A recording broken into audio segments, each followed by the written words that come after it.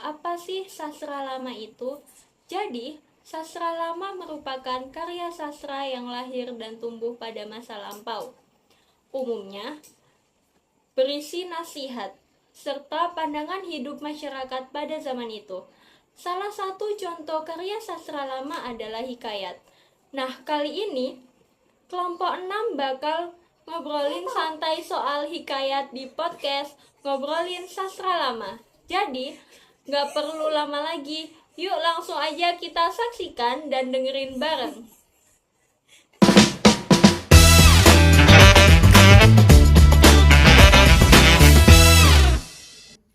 Hai semuanya, selamat datang kembali di Ngobrolin Sastra Lama.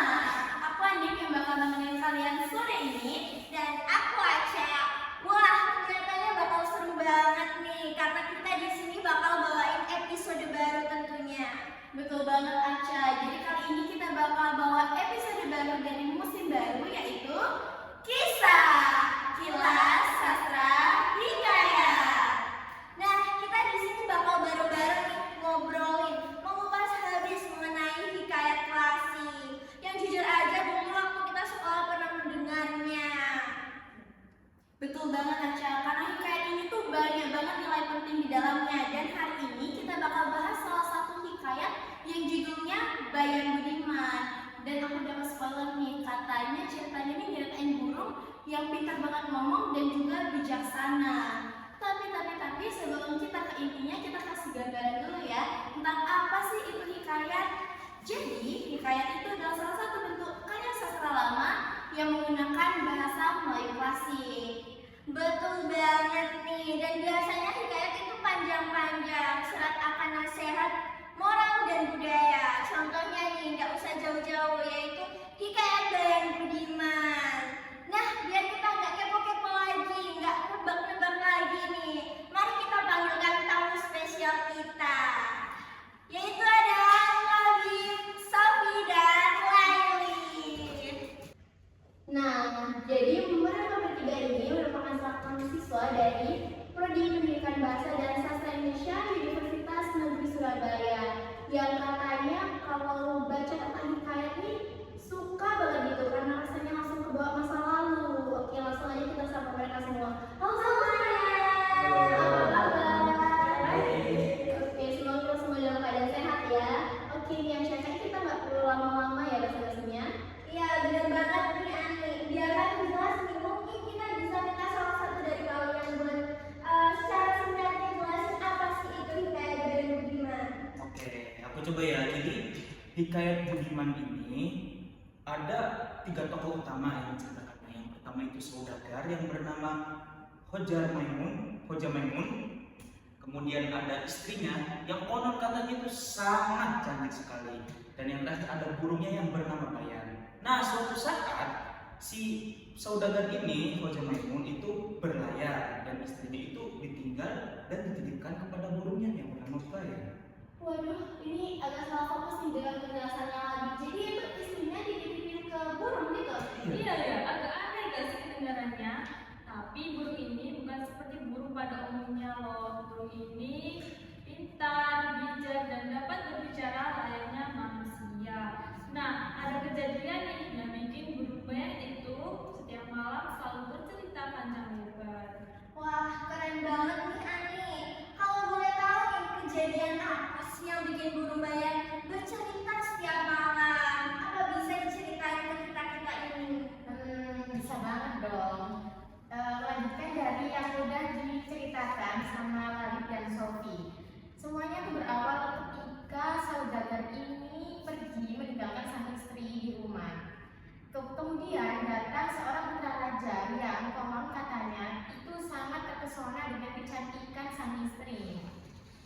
Nah, sang istri ini sangat bimbang dan hampir saja tergoda. Sampai-sampai sang istri ini ingin sekali menemui sang putra raja.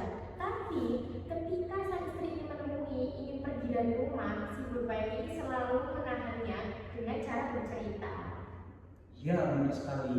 Setiap malam si Bayan ini selalu memberi cerita-cerita nasihat yang bisa menunda si istrinya saudagar ini untuk menunda kejahatannya itu. Wah, jadi bener-bener kayak serial ya ini ya. Setiap malamnya tuh ada aja episode barunya gitu. Cuman ini bedanya bukan serial Netflix gitu. Ya mungkin bisa dibilang juga ini buru Netflix ya. Kayak sinetron zaman-zaman dulu yang gak pernah selesai-selesai episodenya. Tapi isinya penuh banget soal pesan moral. Nah, menurut Asya nih nembaknya pas banget tentang pesan moral. Jadi hikayat itu kan sebuah karya sastra yang penuh dan syarat banget akan nilai moralnya. Nah, dari cerita hikayat Bayi Budiman ini, apa nih nilai moral yang paling menonjol, yang paling kuat menurut kalian?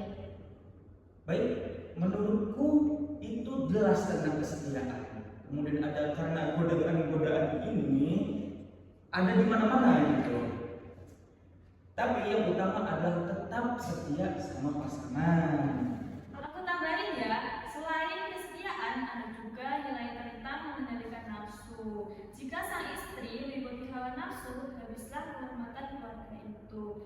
Jadi, hikayat Bayi Budiman itu mengajarkan kita untuk bisa menahan diri. Nah, aku juga suka nih sama caranya Guru Bayan memberi nasihat. Dia bukan yang bilang kayak jangan selingkuh, dosa loh.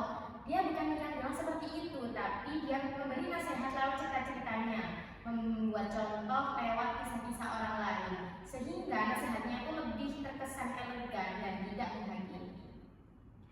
Nah, menarik banget nih. Jadi pesan moralnya itu bukan cuma di ceritanya aja, tapi bagaimana sih cara penyampaiannya nih. Setuju banget nih, karena di zaman sekarang ya, kita juga perlu teman yang kayak Guru Bayan ini, dimana menasehati tapi dengan cara halus menggunakan perumpamaan. Jadi kita tuh yang sebagai orang yang menasehati tidak merasa campur masukan gitu.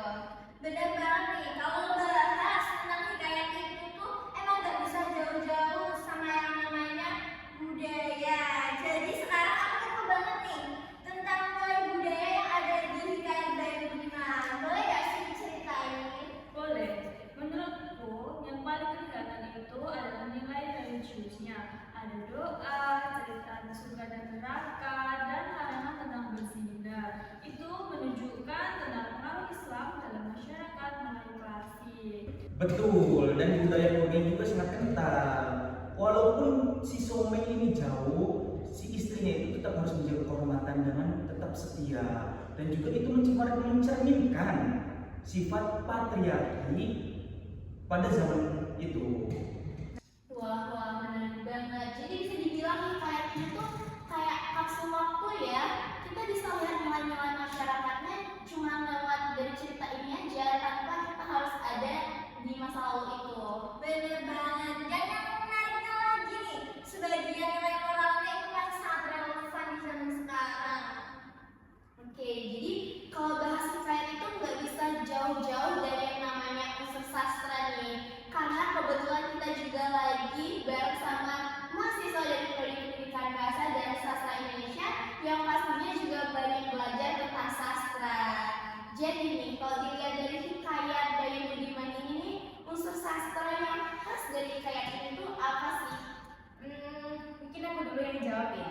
Kalau ditanya tentang unsur sastra yang menonjol dari hikayat ini, pastinya aku akan jawab dari segi bentuknya. Ceritanya itu berbingkai, ada cerita utama tentang si Guru Bayan sendiri, tapi juga terselip cerita-cerita pendek yang penuh pesan. Itu yang membuat si pembaca itu gak bosan, karena dibuat selalu penasaran dengan cerita-cerita selanjutnya, cerita apa yang akan dibawakan oleh si Guru Bayan ini. Selain itu, tokoh-tokohnya juga khas karya sastra lama. Ada yang jahatnya jahat banget, ada yang baiknya baik banget.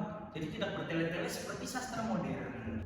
Wah, menarik banget nih. Aku jadi bayangin nih kalau hikayat Bayi Budiman ini dibacain langsung dengan bahasa aslinya.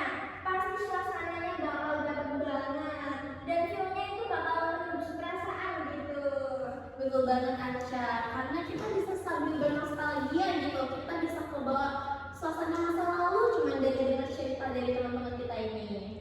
Oke, dari obrolan hari ini jelas banget kalau hikayat Bayi Budiman bukan sekedar cerita burung bisa ngomong, tapi di dalamnya ada nilai moral, kesetiaan,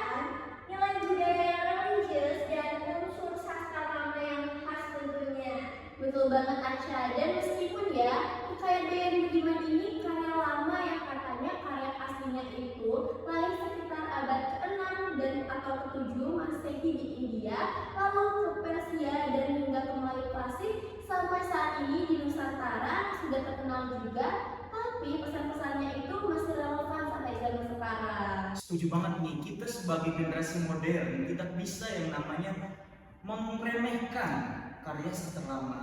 Karena karya sastra lama itu bisa disebut sebagai pundi-pundi karya sastra modern. Gitu. Aku juga masih banyak banget hal yang perlu dipelajarin